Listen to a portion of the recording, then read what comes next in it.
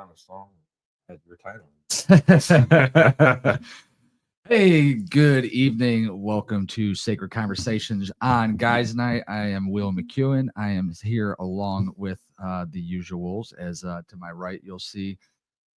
Welcome aboard, Ray. Hey, thanks for having us again, man. Yeah, absolutely. And then Shawn, welcome aboard as well, sir. Glad to be here. Awesome. All right, we're gonna thumb through this as I play producer. So if it all goes awry, it's their fault. There you go.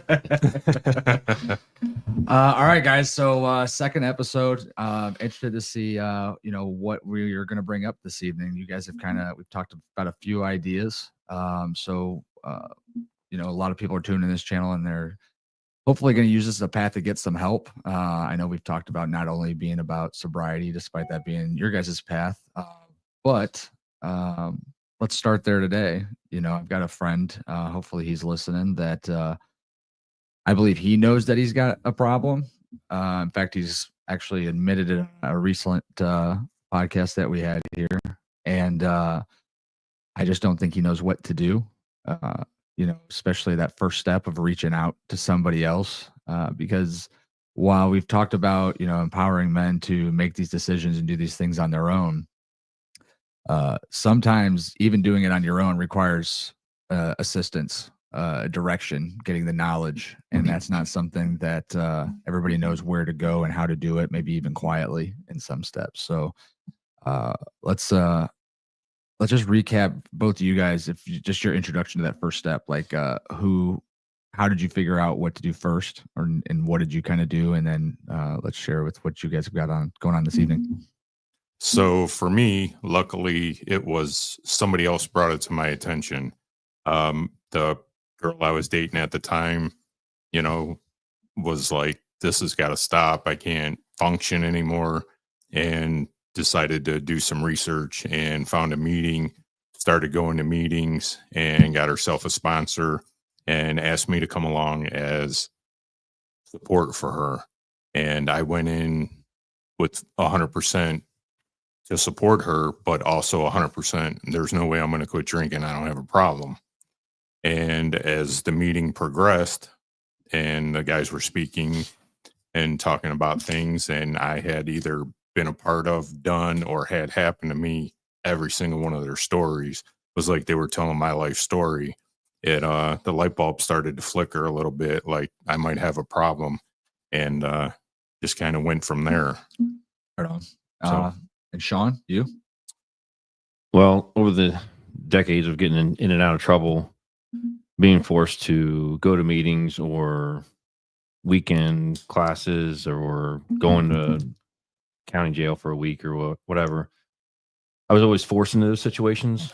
When I got sober, it had been 5 years since I had my back against the wall, so to speak. And everybody around me knew it. I've had a few people suggest it or ask me to take a look at myself, and I didn't want to be. I thought that was all end game, like losing, like being powerless. I'm like, for decades I wanted to figure it out. I can do this. I can do it. I don't need anything else. And not having my back against the wall and just truly surrendering every mind, body, soul, heart, everything I can to God, and that's what brought me in. I've gone through the 12 steps many times and sat down with people, and I feel a lot of people that I've met in my path have been forced to a situation, and a lot of times they relapse because they're just not ready. Sure.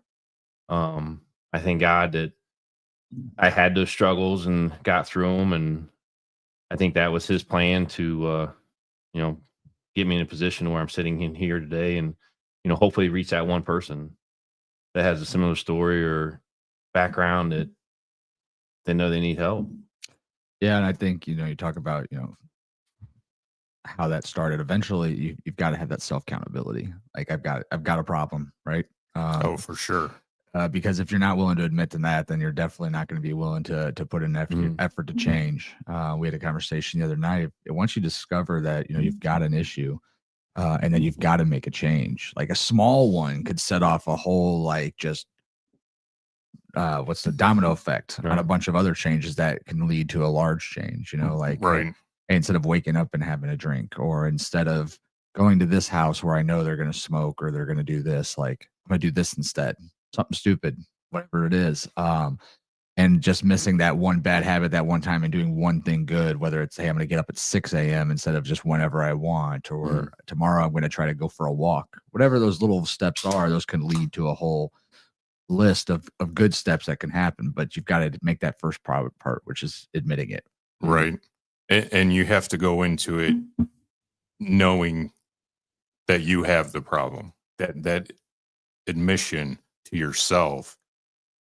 That's the key, because if you're going because your spouse threatens divorce, or your kids aren't talking to you, or you're going to get fired, there's a higher chance you're going to keep drinking or go back out. Like, you're not going to be successful if you honestly don't believe you have a problem. Yeah, absolutely.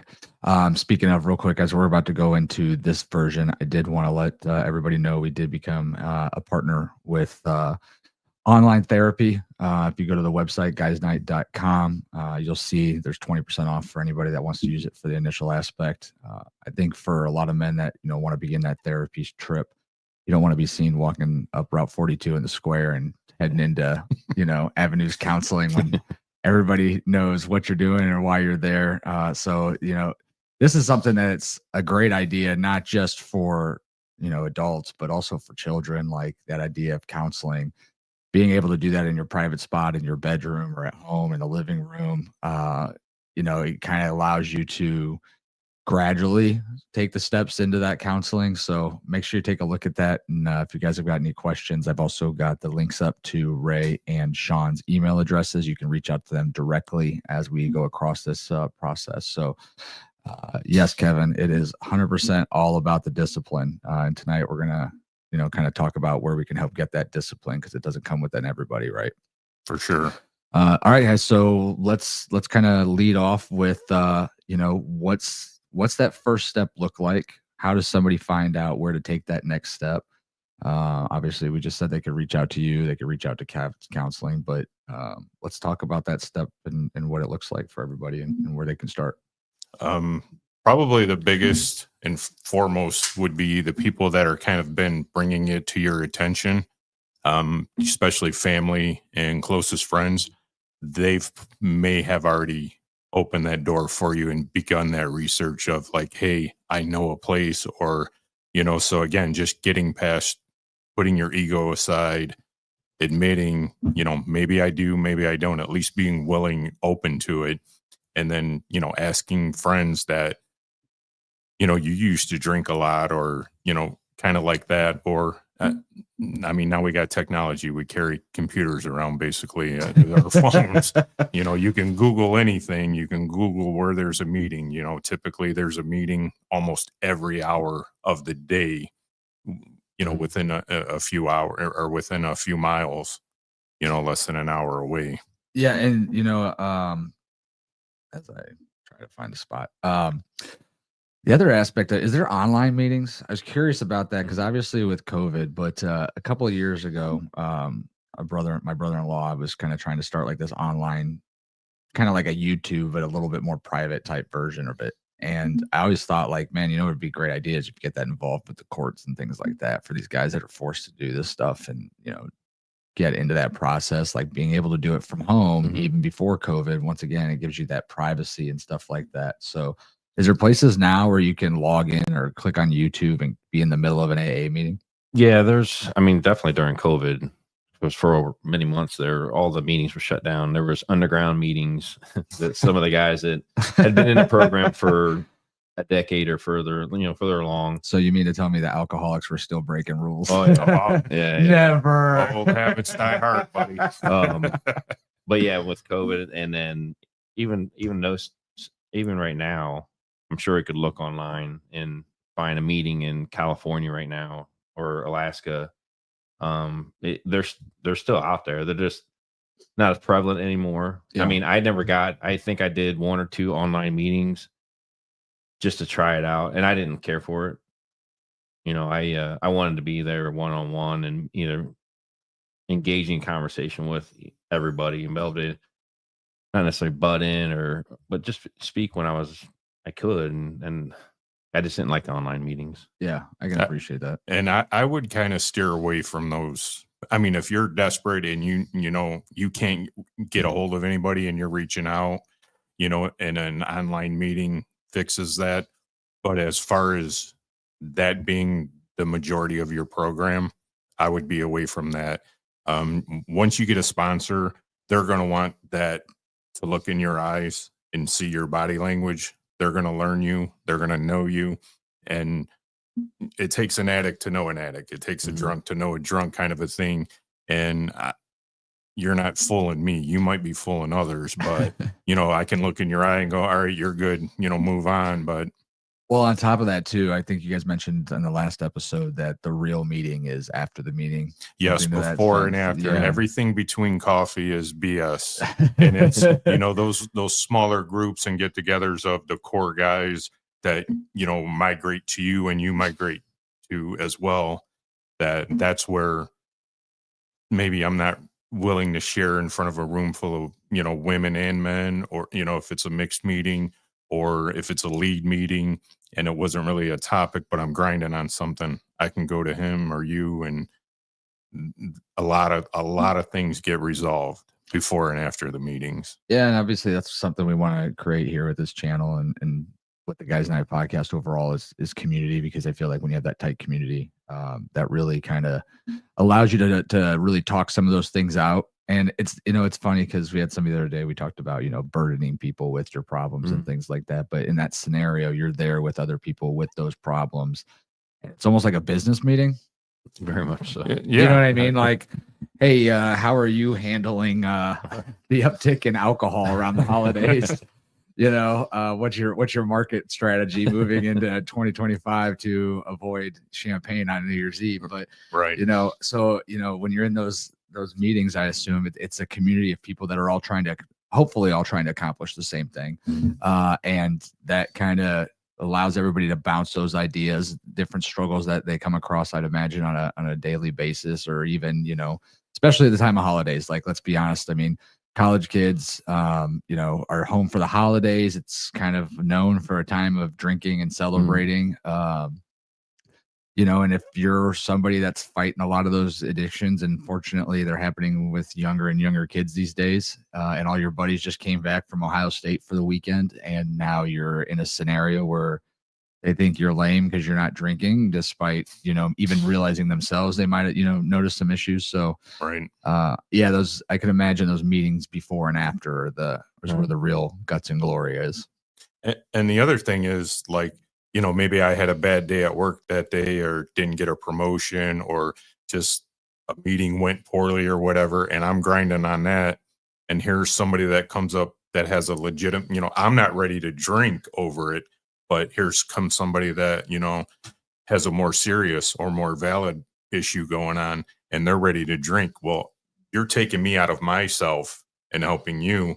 Now I'm not focused on my thing, and my problems now seem much smaller and minimal. Sure.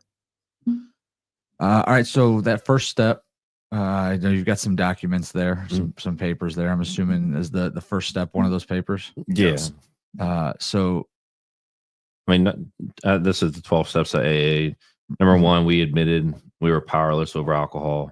So that's you saying, admitting I have a problem, right? I think that's what they have always kind of associated with the first step. The first step is admitting that you have an issue. Yeah, admitting you have a problem, accepting it, and you just can't function. Yeah. I mean, my life was just falling apart in every which way direction, and it was just, I mean, when I got sober, like the first 3 steps, 1, 2, and 3 were like almost instantaneously for me, just because I had a belief in God. And I went to him this time with all sincerity, with all my heart, not just say, I hope that cop turns that's following me, in those kind of prayers. It was desperate. Right. I was really desperate this time, and I meant it with all sincerity, with all my heart, which is, power 2, believe in a great power greater than ourselves. And then made the decision to turn our will and our lives over to the care of God as we understand him. So I mean, for me, that Monday or Sunday into Monday was boom, boom, boom. I mean, I had no other way to go. And I started making those calls. I started calling people at church that I knew that weren't necessarily in AA, but they knew people that were, and started reaching out. Had I known, at that right around that beginning of that cusp of that very before COVID, in Medina County, right here on Highland Avenue, is Hope Recovery, and they're open every day of the week, and there's meetings every single day. You can Google, you can look up Hope Recovery on Facebook and Google, and there's meetings all the time. Not just AA. They have NA meetings. They have CA meetings. There's all kinds of resources up there. That's awesome. Yeah. And then along with Hope, there's other programs up there that they can help you out with, if it's finances or trying to get a job or trying to get an ID. Some people that are homeless and they have no documentation of who they are. Sure. So they'll help them get those resources and get moving and maybe get Medicaid or something and they can go to the doctor and get checked out. Now, do you take a part in that community as well? Or do you have any? Yeah, luckily, about it's been 3 years ago, I think. They asked me to become part of the board of directors of Hope Recovery, and still there. We meet every month, and it's amazing just to kind of see the outpour that we get donations or funding from the government, and just to see the programs that we're expanding with. We merged with Kathy's House in Medina, and just trying to make more beds. We don't have enough beds. That the requests for bed requests. Well, it's funny because I actually was actually just discussing like business ideas with somebody, and I was like, man, I feel like if somebody took the time and invested in like an old hotel or something, that room, and even made like barrack style, like I cover the military, where like you share a room with one other person, you each get a wall locker. There's like a little area to put your TV and your bed, whatever the case might be. And if somebody put the money and the resource into that, and then also the resources into developing relationships with other business and things like that to really kind of get people on their feet, it's a lot harder to go backwards when you always feel like you're moving forwards. So it's good to hear that there's programs kind of being developed and added here, at Hope Recovery. Yeah. And that there's a way for people to move forward. Because when you talk about like all the different setbacks and things that happen with sobriety and getting out of addiction and things like that, it does appear from an outsider looking in that most of those people are literally finally getting out of their way. And then you mentioned it the other day, as you're getting sober, you're also going through all these felonies, relationships faltering, jobs, all these different things that are going on around you that are really negative, Right. which is almost like a lead back into why some of these people started drinking or smoking or doing drugs To begin with. And then, how do they keep moving forward and developing good, positive energy and stuff like that when they're struggling with the stuff from their bad past, their demons still. And I mean, that's very challenging and difficult. The biggest thing is like when you first get in the program, you got to get a big book. That's our Bible, they call it. And you're going to read the doctor's opinion and the first 8 pages of Bill's story. That most people that sponsor sponsees, that's kind of the direction out of the gate. That's what you want to do. And Bill's story, I'm assuming Bill Wilson is the major contributor to him and Dr. Bob. Right. Designed right here in Akron, Ohio. Actually. Yeah, that's right. I did remember that part of it. Yeah. So that's kind of what you're learning in that first step. Yes. Yeah. And then trying to understand what that actually means. So with the doctor's opinion, so this was back in the early mid 30s, it was considered an opinion, and Dr. Silkworth would not let them put his name even on the opinion because it was so controversy. And it was that you actually have an allergy. Like your body lacks an enzyme that breaks down the alcohol. So what happens in a normal person, you're going to take a drink, and your liver and your pancreas have enzymes that break it down into a simple carbohydrate, which is water, acetone, and carbon dioxide. So the water you're going to expel when you urine, the carbon dioxide you're going to expel and then the acetone just breaks down to that simple carb and empty calorie sugar, and you're going to burn it off or store it as fat. Well, somebody that's an alcoholic, whether you drink yourself into it or you're born with it, you lack those enzymes. So when it breaks it down to the acetone, the second to last part, it stays as acetone. So now what happens is it's no longer just an opinion, it's a fact that they found that when the body ingests acetone, it desires more. Really? So So it's an addictive. right. So a aspect of it. normie, your body's breaking it down and you're not storing that acetone. Right. So you can't develop this problem where it's just like being allergic to shellfish, or, you eat shellfish and your throat swells up. Or if you eat, you have ragweed, your eyes water and itch. Because we don't see the manifestation, it's hard to understand it. So again, we have that acetone from the first drink. So our body's asking for more, craving it, the phenomenon of craving. So then you take the second drink. So you have most of the first, all of the second, and so on and so on. And that keeps building up. That's why, one's too many and we never find our limit. That it's at the end of the night, we're in the parking lot laying there half passed out. And somebody comes over, you all right? Yeah, just give me a drink and I'll be fine, because our body's craving that. So it's the allergy. It's that we don't have that enzyme to break it down. Once you can wrap your head around that, now okay, I can't drink. So what do I do to stay again? Like I stated before, I've stopped 1,000 times, but it was staying stopped was the problem for me. Sure.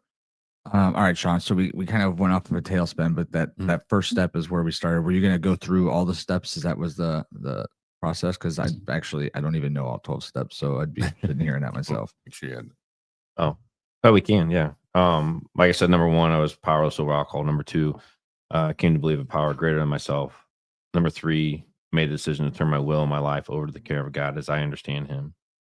4, made a searching and fearless moral of inventory of our lives. Let me back up. Yeah, let's to the third step. Sorry, I just for any viewers or even people that are interested in this for the first time, what do these steps actually entail too? Because we can list off what steps are, but I know from our conversations before, I know that determining your higher power was a struggle for Ray. Yes. Really hard to get to that fourth step. But each step entails kind of a little bit more than just what's listed. So to your best interpretation, sharing like what each step is as you go through it, I think would be beneficial to anybody that's listening to this or catching tune to this. Yeah, I mean, and they are going to be different for everybody, especially depending on what your spirituality is sitting. Like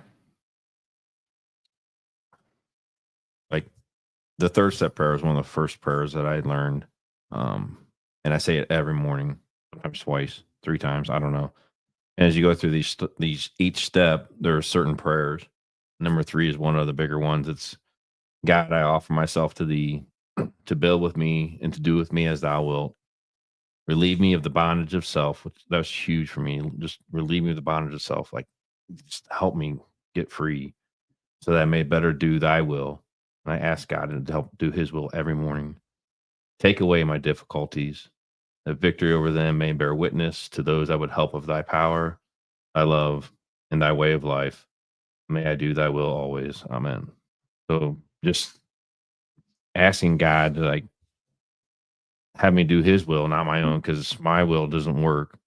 And that others that I'm currently talking to or just living as a good person, people see something that's different and they want that. And doesn't necessarily mean monetary or tangible items. It's walking around with your head up. You're proud. You love yourself, basically. Right. And people now, they genuinely like to have a conversation with me They listen to the words that I have to say. A lot of times they don't make sense, but you know, in the past it was always like, I don't have time for even my kids. I mean, as my kids got older, you know, they wanted to do their thing, which I understand. But now, especially with my daughter, she'll break her plans to spend time with me, which blows my mind that she would never do that. My son's the same way. It's Yeah. like they want to be around dad now. Yeah, it kind of makes you look back like, how bad was I? Oh yeah, it's You know, I mean, imagine, but that's how I would feel like, wow, so something obviously has changed, because you're willing to do this now. So it's got to keep you going in the right direction, though. yeah, So that's 2, or is that 3? 3. That's 3. So that's along with that prayer is kind of just allowing yourself to be loved and to also, Just asking God to do His will. And again, there's like your sponsor, like that's one of the other things is finding a sponsor is kind of like, you know, and the best way I've found to pick a sponsor or to suggest to somebody is to look at the people in the meeting, kind of talk to them and see who has what you want. Because what I want is another drink at that point. So I'm probably not the best person to ask. Right. So I want to look at somebody that's happy, content in their life and got it going on. That's who I want as a sponsor because I want that. I want to be happy and content and enjoy life without drinking. makes sense. And number 4, made a searching and fearless moral inventory of ourselves. You know, that's when you're sitting down, you know, with your sponsor, and it's the step 4. I think it took me about 9 months to go through, and it's doing a thorough inventory. And it's not always just looking at the 9 months to get to that step. some people never really do. Really? I mean, years and Took me a year and a half. Wow. I mean, it just So- depending on how your sponsor is. Mine wanted me to go clear back to my child. I mean, like elementary school. Look at anything that I can remember. You know, if I remember something as minor detail it was, you know, why am I? You know, it wasn't a happy moment, but why? You know, now I'm like so minor. But it was as a child, it was something that I was scared from or something, whatever it might have been. Sure. You know, I've you know, I love my dad. I've seen him do some things when I was a kid, and I still remember him. You know, but it's like, is that what caused me, or did that have anything to do with who I am now? You know, trying to, instead of hiding from problems or being scared of things, you know, take hold of the things that happen in my life, and you know, what is my part in that? You know, if someone overreacted or if someone got in a fight or words were said, did I cause that? Most time, no. As a kid, Right. Yeah. Sure. you know, it's like, so you're just there. I'm just there. I'm a bystander. Now, was your dad an alcoholic too? I'm just curious. Or yeah, I mean, Yeah, I guess by probably. the definition, but I mean, he's not in recovery. No, he's passed now, but at that point in time, he never went through sobriety or anything like that. not that I know of. Right. Um, Because you're right about those triggering events. I think it was opposite for me, because I saw and heard stories of my dad and when he would fall off the wagon. And I mean, gosh, I saw him fall off the wagon probably 4 times. And it was like, it wasn't all like within a month or two. It was like 6 years, 8 years. And like, as 10, 12, 13, 14-year-old kid, like I didn't understand, like, Right. why did he let that all go? Like, he's doing so good, but that pool is always there. And like, you never know what's going to affect it in life, obviously. So I'd imagine like that 4th step, going back and accounting it, like maybe you can see the issue, find the issues that are deeper in, so that they're causing this down the road or whatever the case yeah. may be. And then like the 4th step is something I do almost every day. If I have something come up that's bothering me, I don't stuff it away, because as soon as I stuff it away and I kind of ignore it, then the next one comes along, and the next one, it snowballs. That little one detail becomes this boulder on my back, and then I'm going to explode on somebody that they're just standing there. Sure. Whether it be a loved one or a friend or whoever, chances are it's going to be someone that I love, because that's what we do. We take it out on someone that's closest to us. Of course. Well, And so that daily inventory of like, you know, if it's calling someone up or seeing them, or Ray, you know, I was thinking about earlier today and I felt bad what I said. And most of the time it's that other person's to be like, okay. But Those are the good ones. yeah, but there is that chance that they did feel hurt. And it, you know, basically squash that now instead of letting it blow up. yeah, before it becomes a bigger issue. And it's, again, that inventory is like you're writing down every memory that you have, basically, of whether it's upset you, angered you, gave you resentment, and then you're listing what they did, what you did, and then what your role in it was. And if you're being honest, I mean, don't get me wrong, there are some things, situations out there where you had, you know, nothing to do with it. You were just a victim. Yeah, 10-year-old Shawn is not the reason, Right. you know, something went wrong But necessarily. when you start looking at things and actually seeing them for what they are and the role you played, then that's when, like he said, you know, if you do that inventory, and I think that's the 11th step All right. later on, Yeah. after you've done your major one, is, you know, just again, each time something comes up, immediately analyze it, admit when you're wrong, and move on. Because again, resentment is the number one killer for us. And a lot of like times you too, said. when you're doing a fourth step, write down the good things.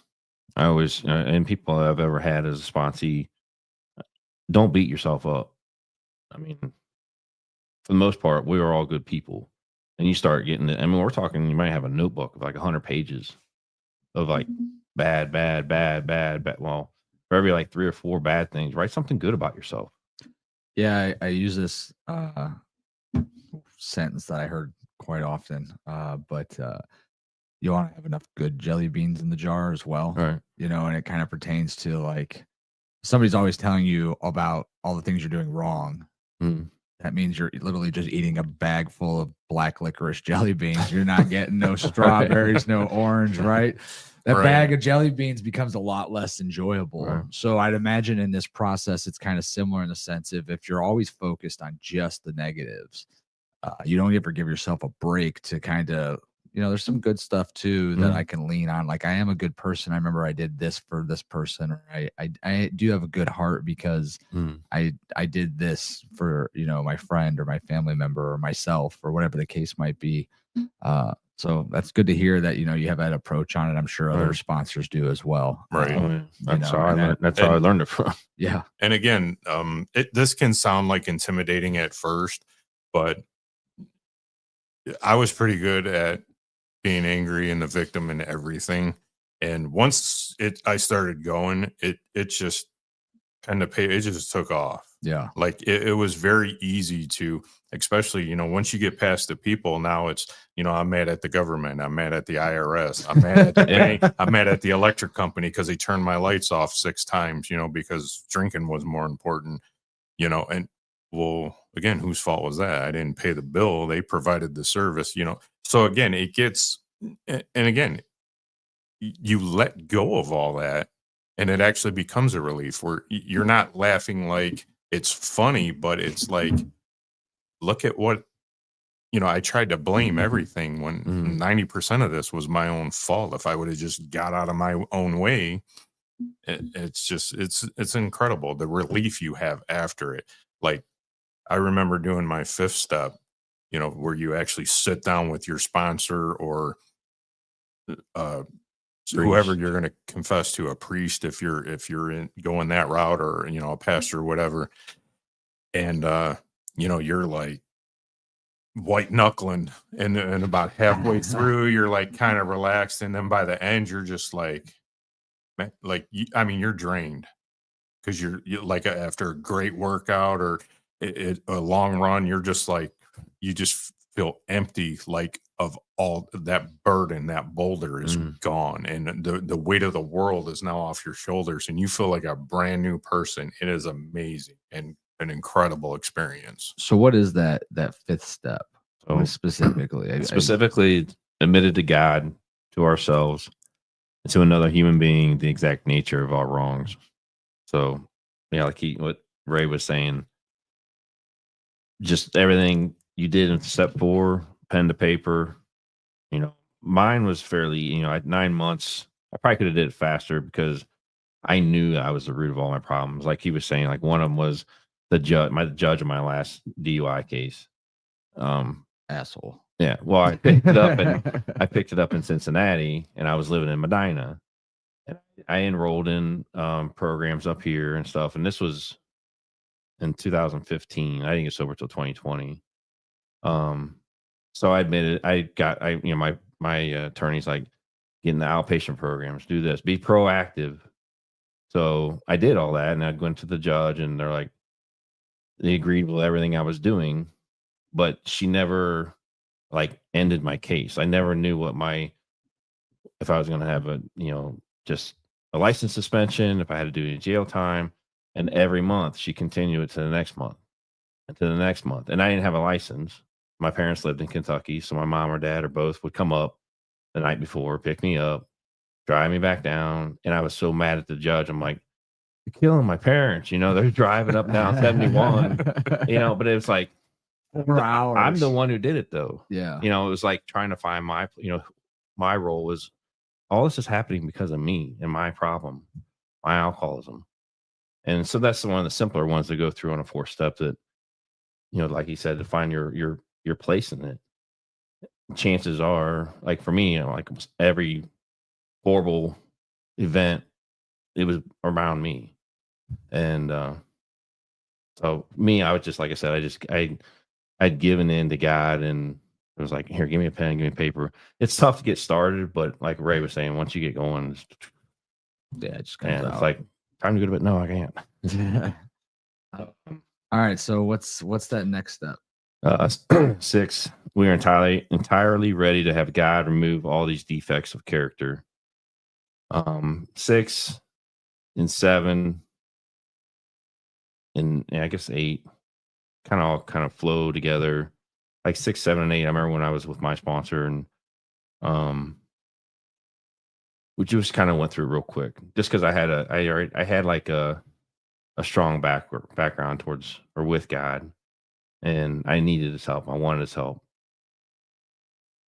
I don't know. I mean, did it take you longer to go through some of these that are?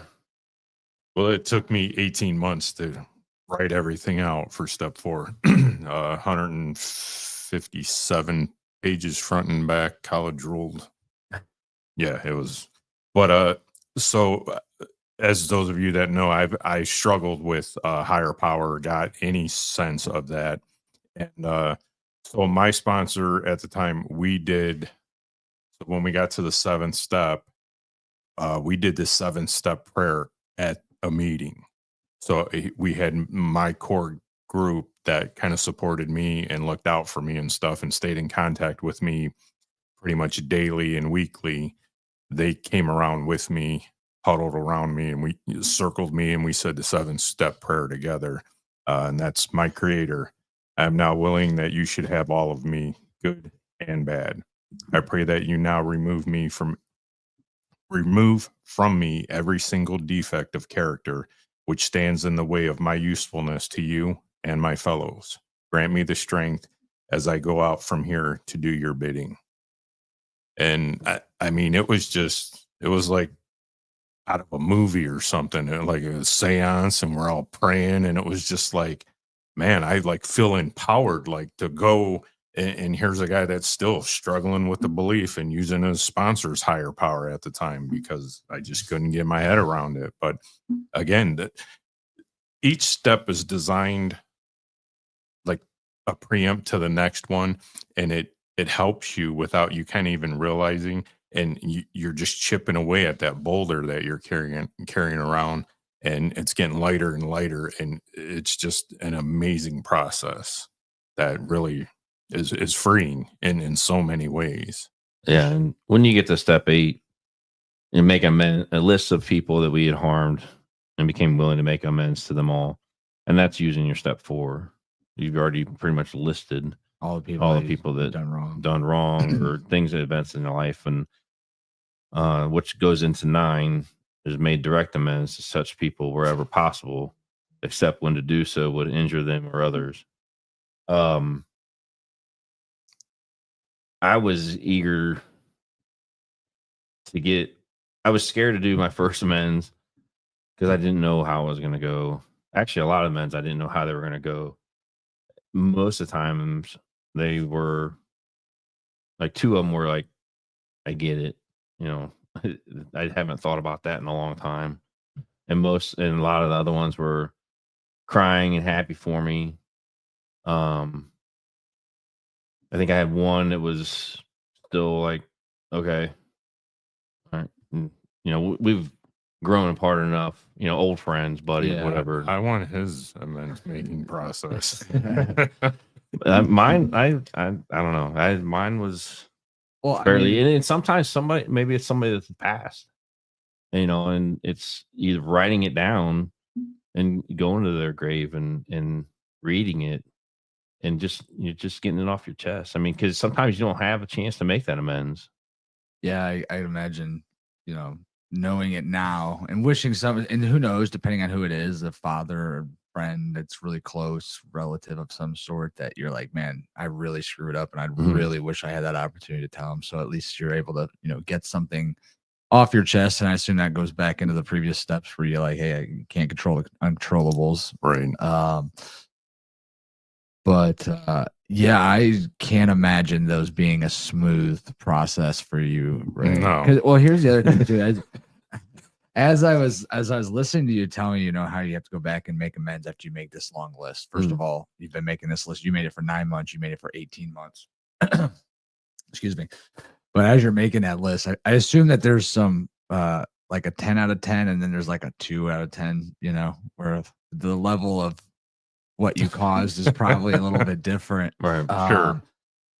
But what I was going to say is I just, because I know I've talked to you guys both quite a few times, I know that Shawn had a very close family. Your friends, you're still really close with a lot of your cousins and everybody else. You've got kids, you got all these different things where while they might have been upset with you, frustrated with you, they were probably more just disappointed in you and the fact that you now are finding the way to get rid of all those burdens and then come back and apologize to it. I mean, family's going to be like, that's awesome. We're happy for you is my first thought, you know, if they've truly loved you.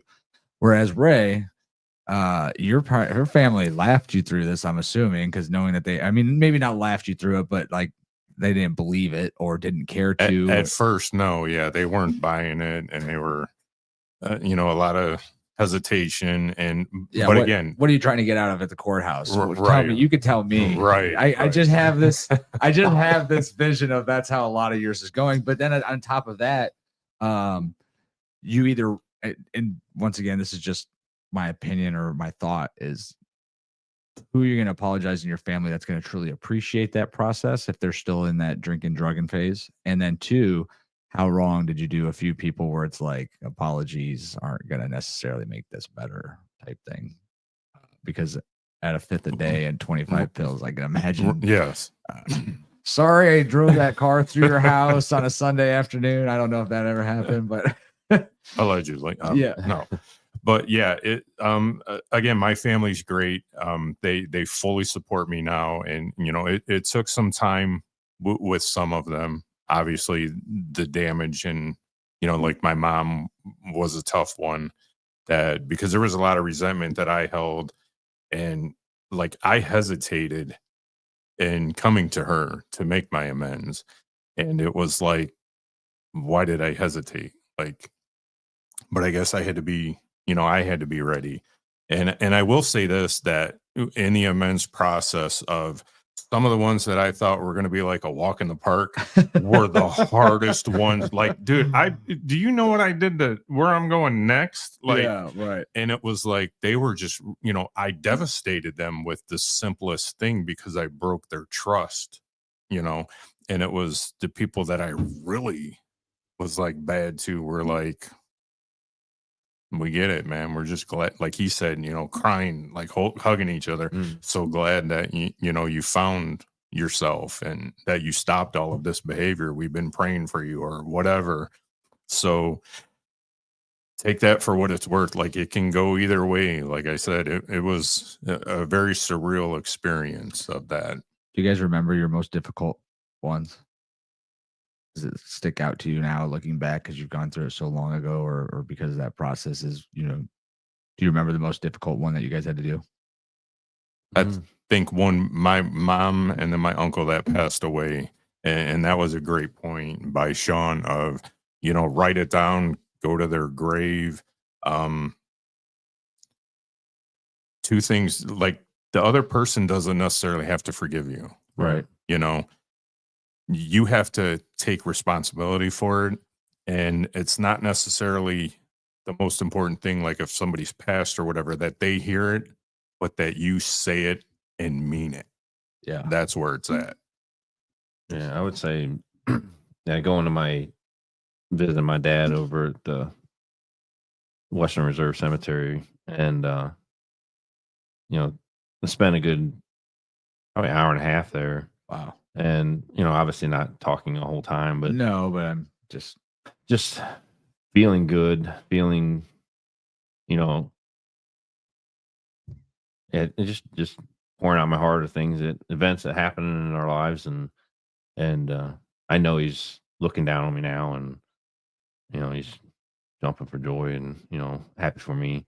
My kids, I sat them each down separately, and spent some time with them, and I've asked them, usually every year I'll kind of just nonchalantly bring it up, like, so is there, because after I did my amends, they're like, okay, well, I know they have a lot more on their Right. mind. I know they do, and I hope that, and when that's the thing is, what Ray was saying, it's one, they're not always going to forgive you.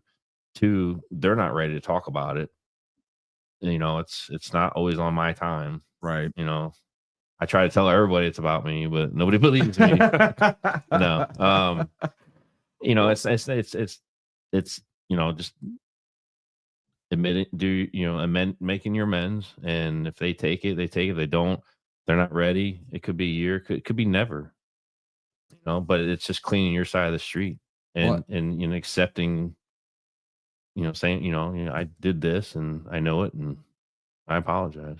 Well, if anything, too, I think that it at least opens up that line of communication again that you might have closed off or avoided, or whatever the case might be, right? And you had to do a tough thing in order to get that back open. And sometimes it's financial amends. Yeah.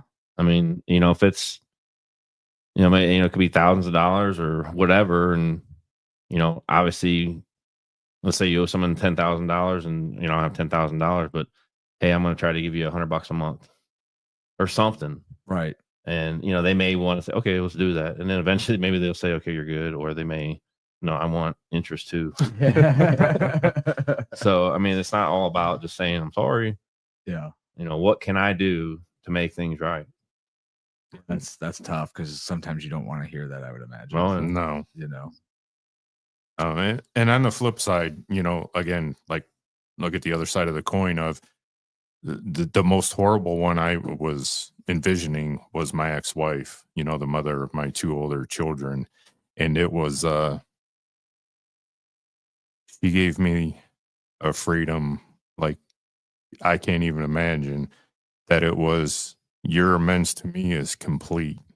That by getting clean and sober, making your amends to our girls, and being a good dad, I don't need anything else. yeah, that's pretty strong.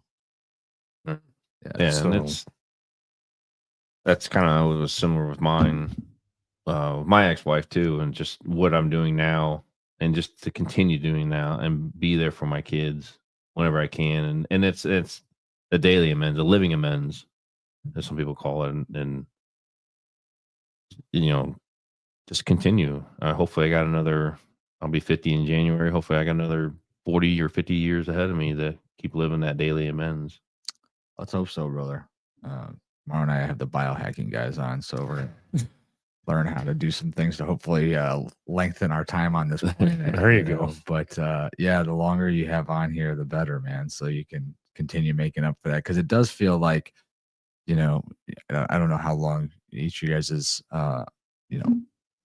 how much that affected your life over what span, 5, 10, 15, 20 years, etc. But it doesn't seem like there's ever enough time to go back and make up for even 30 seconds sometimes, let Mhm. alone Right. years and years. And with you guys both having kids, I think that's something that's sometimes forgotten when you see somebody that's struggling with addiction or they're struggling with alcoholism and they're not able to get out of that scenario and they don't have the support. Like, we forget that these guys are fathers, husbands, Mm. uncles, brothers, and that there's other people that are counting on you and counting on these individuals, and they want to be there. I would imagine in most cases, because I don't believe that humanly a lot of us have a bad bone in our body that we want to be there for family. We want to do the right thing. But yeah, you miss all that time, and there's really no way of going back. So it's just about doing it right. The longer you can, the better, I reckon. Well, Right. that's one of the biggest things in sobriety, AA or NA or anything, is acceptance. Just because that's what I used to beat myself up on. Is I did this when 10 years ago, when if my kids were little, or I wasn't there. I was there physically most of the time, but mentally I was elsewhere. I was like looking, I was waiting, biding my time. Okay, they're gonna go back to mom's here in a little bit. Then I can go start drinking or whatever. I was not there with them. Right. And accepting that I did those things, I can't change them, but I'm also not. I have today, and hopefully God will wake me up tomorrow morning, and I just keep moving forward. I can't change the past. I accept the past as how it is, but I have today, and to do that daily amends and be that better person. Yeah, absolutely. All right, so we've got a little bit of time left here. What do we want to go? What do we got left? The 11th and 12th? Is that where we left off? We have 10, 11, 12. Well, but 10 basically is continued taking personal inventory, which I had mentioned earlier about not letting things blow up. If something happens throughout the day, attack it now. Right. It's not just about making an issue and leaving go before. It's also like as you move forward each day, right? Continue Right. to live your life that way. Right. Okay. 11, sought through prayer and meditation to improve our conscious contact with God as we understood Him, praying for only His knowledge of His will for us and the power to carry that out. And 11 step prayer is a good one. So the 11th step is higher power. As I understand you, I pray to keep my connection with you, open and clear from confusion of daily life. Through my prayers and meditation, I ask especially for freedom from self-will, rationalization, and wishful thinking. I pray for guidance of correct thought and positive action. Your will, higher power, not mine, be done. And then 12th step. Here we are. Yeah. Sure. Yeah. Having had a spiritual awakening as a result of these steps, we try to carry out this message to alcoholics and to practice these principles in all our affairs. And it's just like 10, 11, 12 is living every day, just being that better person and admitting when you're wrong And being thankful and, live in gratitude. I do. like it says, reaching out to the suffering alcoholic or addict at this point and showing them that there's a better way and giving them, the tools and the answers to finding it. Well, that's awesome. And it's the first time I've actually gone through those and listened to those things. And it's a lot of them. It just sounds like a really great way to live your life in general, Oh, yeah. Oh, for sure. So, we think of the 12 steps as a way to solve alcoholism, or at least put you on a better path to stay sober. But really, there's so many different things that can be used for outside of the drugs, alcohol realm, just on a daily basis. I know a couple of bosses that I've had in the past that should consider running their company a little bit closer to the 12 steps. Right. But I appreciate you guys sharing that. Obviously, that kind of wraps up our time for this evening, and it was just a process of going through those 12 steps. For you guys that aren't listening live, please don't hesitate to leave comments, subscribe to the channel. We'd like for this to grow. We'd like for this to be an opportunity to reach out to more people that are out there that maybe are just not ready to step into that office as a counselor, or maybe they're not ready to step into that first meeting yet, and they've got questions, or there's all kinds of ways to reach out for help. So hopefully you'll use this program as an opportunity to do that for all men, young, old, and all in between. Is there anything you guys want to add before we wrap this up tonight? Well, when we're done, can we close the serenity prayer? Yeah, you guys are absolutely welcome to do however you'd like to end it. And it's going to be a long one, just for those of you that may not know. Wait, what do you mean? We're going above and beyond the additional one? Well, you have the normal, which has been shortened, but we brought the longer version to kind of. But before we jump into that, I just want to, for Madison in Wisconsin, that shooting, that was a terrible, tragic event, and that our hearts are with that community, those families, and those victims. That we lift you guys up to your higher power, definitely to our God, and we are praying for you guys, and you are in our thoughts. Amen. All righty. Well, I guess with that, we can. Oh, you got something else to add? Well, no. Are you done? I'm done. You're done. All right. I know he wants to get out of here. No. I'm fine. It's just like Ray was saying, most everybody, if you've been in and out or been around any kind of meeting, have heard the serenity prayer, and it's pretty short. There is the longer version, which goes as this: God, grant me the serenity to accept the things I cannot change, the courage to change the things that I can, and the wisdom to know the difference. Living one day at a time, enjoying one moment at a time, accepting hardship as a pathway to peace, taking as he did the simple world as it is, not as I would have it, trusting that he will make all things right if I surrender to his will, that I may be reasonably happy in this life and supremely happy with him forever in the next. Amen. Amen.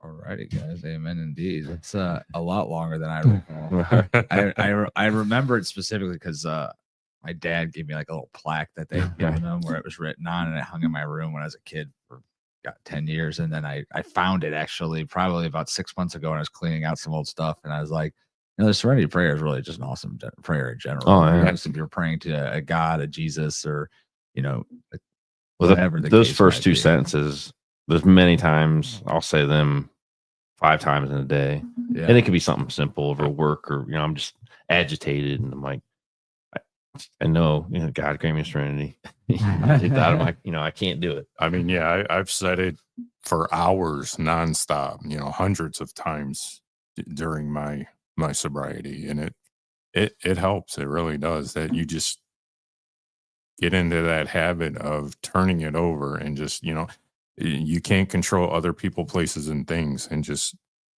you have to learn that. I think everybody has to learn that. Absolutely. What's coming up for you guys over the next week before we meet again? Obviously, next week's Christmas, so hopefully we're going to be able to still do a show on Tuesday, Christmas Eve. Is that the case, or are you guys going to be? I cannot. I have Shawn's out. Okay. Yeah, I have family. Yeah, well, we're going to Christmas Eve service at 1, and then we'll be with the kids all night. Fair enough.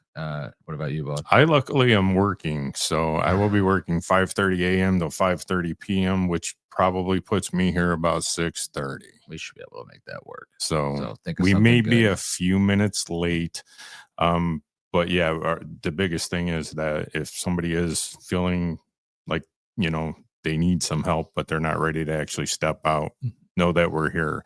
That the bill is due every minute of every day. And I don't take that lightly. My addiction comes looking for payment, and I have to keep it at bay. So whether it's a holiday or not, I will do my absolute best to be here. And again, you have all of our contacts, my YouTube, Instagram, Facebook, TikTok. Reach out to us, please. Yeah, guys. Once again, if you go to guysnight.com, you will see under the affiliates page that we have Sacred Ministries, their website up there.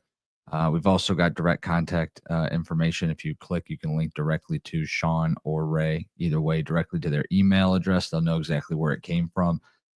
In the meantime, if you want to be a guest on this show, happy to bring you in virtually if you're not anywhere close to the Medina, Ohio area. But we're always welcome to bring anybody that's wanting to maybe talk about that struggles and be here with Shawn and Ray along this way. or excuse me, along here in person, and start your path. And then on top of that, if you know, if there's nursing homes, I know that you're doing some stuff with nursing homes. I know that you're working with some prisons, but there's halfway houses out there. If you're looking for a great group of guys to come in and just talk to you about life in general, these two are fantastic. So don't hesitate to reach out. Once again, please like, comment, share. We'd like for this to grow and help more men out across the way. Anything else? All right. Good night, everybody. Good night.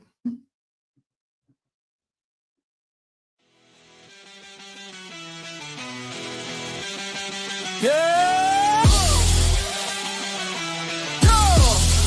Yeah! In the warehouse gym, we break the mold. We lift iron weights like they're made of gold.